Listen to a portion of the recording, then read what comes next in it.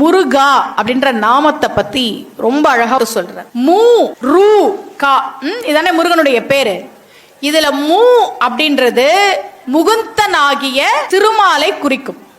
ரூ அப்படின்றது ருத்ரனாகிய சிவபெருமானை குறிக்கும். கா என்பது பிரம்மனை குறிக்கும். இப்ப முருகான்னு சொன்னா முருகனை கும்பிடுறோம். அதுல திருமால் வந்தாச்சு, சிவன் வந்தாச்சு, பிரம்மன் வந்தாச்சு. திருமால் தன்னுடைய உடம்புல மார்புல லட்சுமியை வச்சிருக்கிறார். சிவபெருமான் உடம்புல பாதிய பார்வதிக்கு கொடுத்திருக்கிறார். பிரம்மன் நாக்குல சரஸ்வதியை வச்சிருக்கிறார்.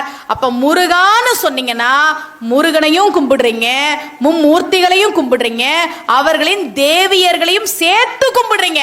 அப்ப முருகானா அது ஒரு பேர் கிடையாதுடா, எல்லா சாமியும் சேர்த்து நீ கும்பிடுற அப்படின்றதுனாலதான் முருகா என்னும் நாமங்கள் அருணகிரியார். Download ShareChat.